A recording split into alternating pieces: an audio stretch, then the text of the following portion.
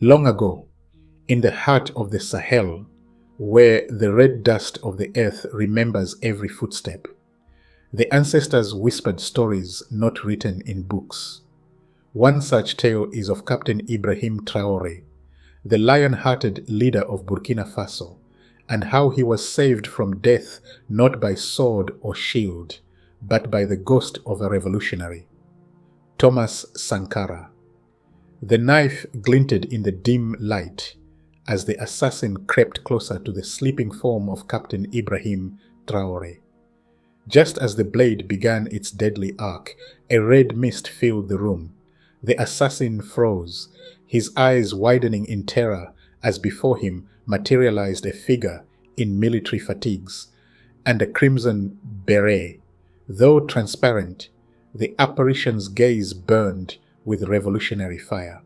"Not today," whispered the ghost of Thomas Sankara, and with a wave of his spectral hand, the would-be killer was thrown backward against the wall, his weapon clattering uselessly to the floor, as Captain Traore awoke to witness his miraculous salvation.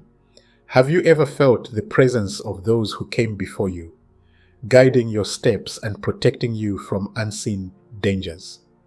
In African tradition, our ancestors never truly leave us. They walk beside us, their wisdom and strength continuing to shape our world long after they've crossed into the spirit realm. It was a moonless night, heavy with silence, in the city of Ouagadougou. The stars blinked nervously, as if they foresaw blood. Traore, though a young man, bore the weight of his people like an elder. He was loved by the poor, feared by the greedy, and watched closely by snakes in uniform. Unknown to him, in the shadow of his own ranks, a plot brewed. A treacherous coup, a circle of traitors, led by Colonel Damiba, had decided that the young captain's time had come. They had been promised wealth and power by foreign interests who feared Traore's commitment to true independence. They prepared to strike while he slept, when his guards would be weary and his dreams unguarded. In the small hut at the edge of the capital, Mama Kwama stirred in her sleep. At 83, she was the oldest seer in Ouagadougou, respected for her connection to the spirit world. Her dreams that night were turbulent, filled with omens. Red dust swirled in her mind's eye, taking the shape of a man she recognized immediately, Thomas Sankara, the fallen revolutionary who had renamed their country Burkina Faso, land of upright people, before his assassination decades ago. In her dream, Sankara stood tall in his red beret, eyes glowing like embers against the night. "Wake the lion," he commanded, his voice the sound of distant thunder. "The jackals are near." Sankara's spirit showed her visions of men moving through shadows, of knives and guns and whispered treachery. She saw Captain Traore sleeping, unaware of death creeping toward him. Mama Koama awoke with a gasp, her ancient heart pounding. Without hesitation, she called to her grandson Aziz, who slept on a mat near her door. "Go to the palace," she instructed, wrapping a message written on kola nut leaves. "Tell them you bring medicine from Mama Kwama. Give this only to Captain Traore's most trusted guard, Usman." Aziz, 15 and fleet-footed, disappeared into the night, bare feet silent on the dusty paths.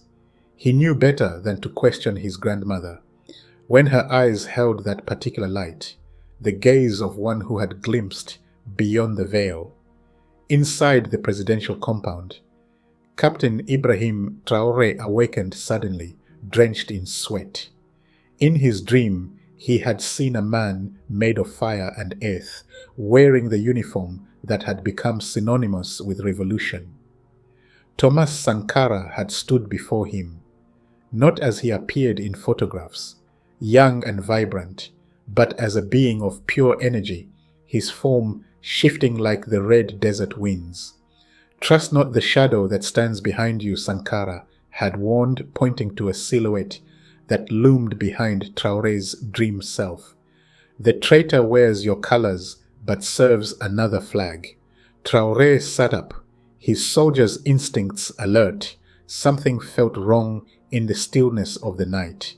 He reached for his phone, calling his most trusted lieutenant, Usman. "Double the guard," he ordered quietly, "and come to my quarters immediately. Bring only those whose loyalty is beyond question." As Usman assembled a small team of guards, Aziz arrived at the compound's gate, breathless and determined. The guards were suspicious of a boy arriving in the middle of the night, but one recognized him as Mama Kwama's grandson. "I bring medicine," Aziz insisted, using the phrase his grandmother had instructed. "For Usman only." The message reached Usman just as he was about to enter Traore's quarters. He unfolded the leaf and read the cryptic warning. "Death comes from within. The jackal wears Colonel's stripes. The ancestor in red stands guard tonight." Usman's blood ran cold. Only hours earlier, Colonel Damiba had requested to change the guard rotation, placing his own men near the captain's quarters. Usman had delayed implementing the change, but hadn't thought it suspicious until now. Inside his quarters, Traore described his dream to Usman, who then showed him Mama Kwama's warning. "Sankara," Traore whispered, a mixture of awe and determination hardening his features. "Even in death, he fights for Burkina Faso." They worked quickly, silently. Loyal guards were positioned strategically. Traore was moved to a secure location within the compound.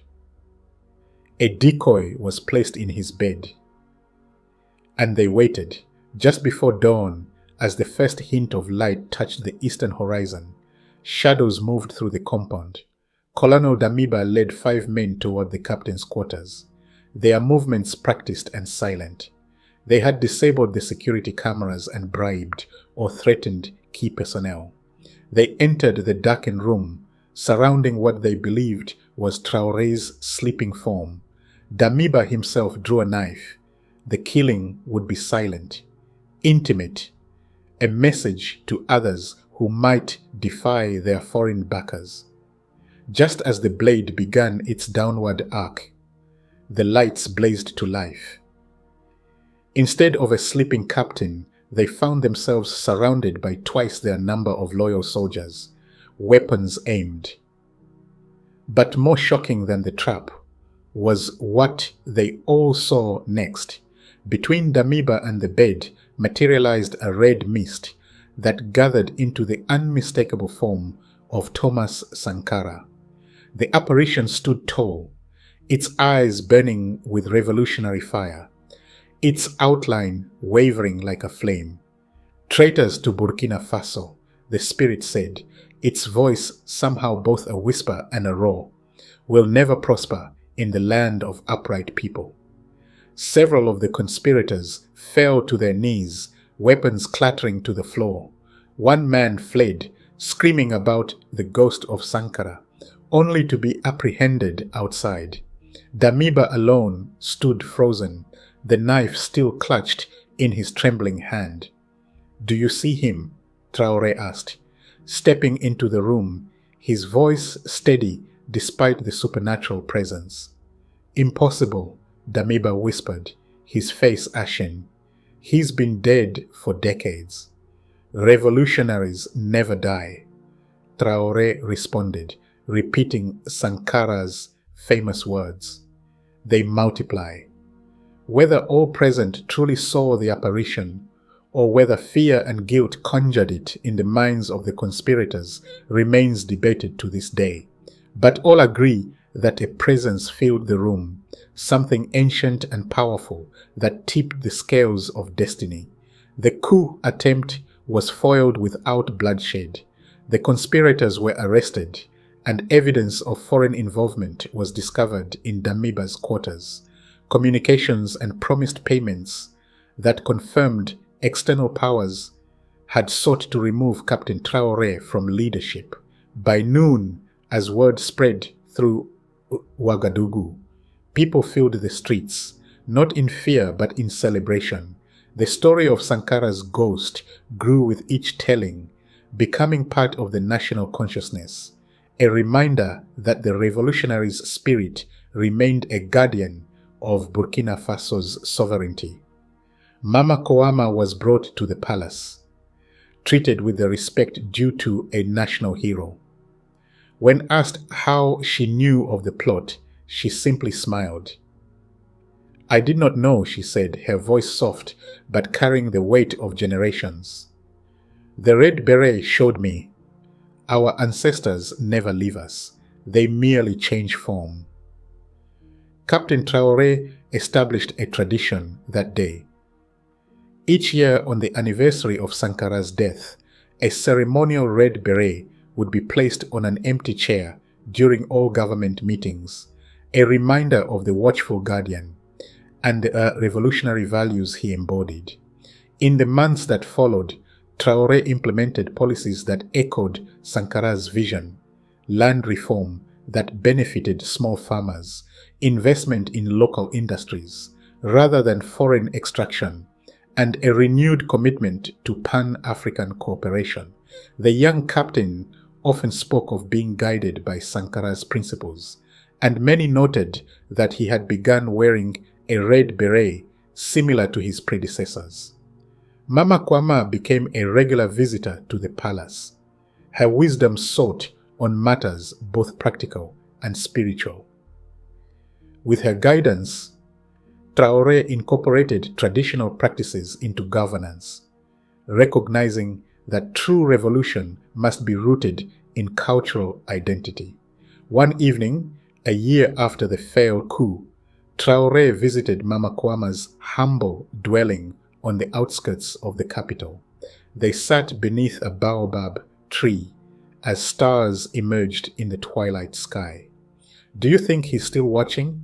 Traore asked.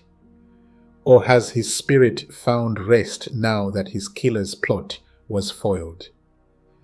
Mama Kouama studied the young leader's face. "Sankara's spirit will rest when Burkina Faso truly becomes what its name promises, the land of upright people. Until then, he walks with those who carry forward his work." She reached out with gnarled fingers, touching the red beret Traore now wore almost constantly.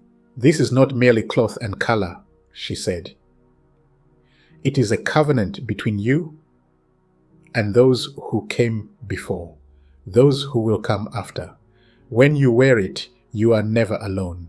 That night, as Traore slept, his dreams were peaceful for the first time in months. He saw Sankara again, but not as a fiery apparition.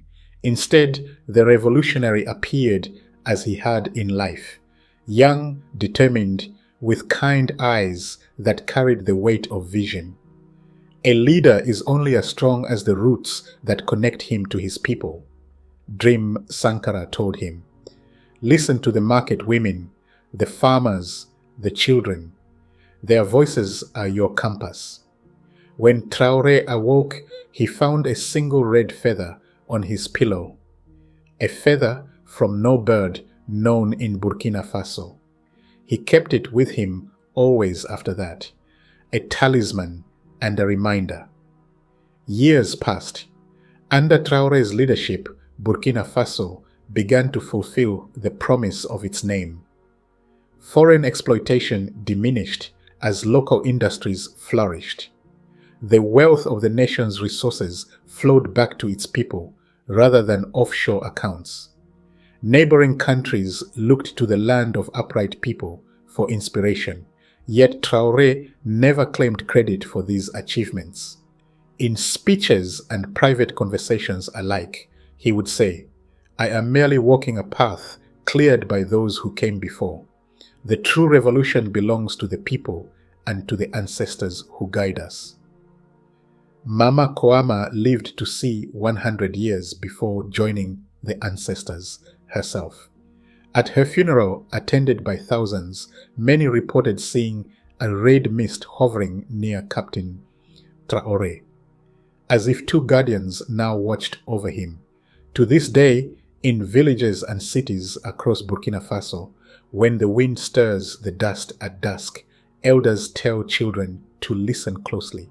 In the rustling of leaves and the settling of earth, they say you can hear Sankara's voice, joined now by Mama Koama's, whispering, "Revolutionaries never die, we multiply."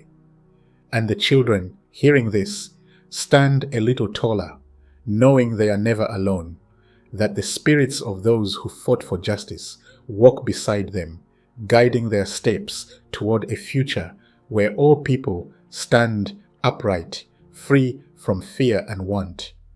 Which ancestor do you feel watches over your path? Share your stories of ancestral guidance and protection in the comments below, and subscribe to our channel for more powerful African folktales that connect us to our roots and remind us of the wisdom that flows through our bloodlines.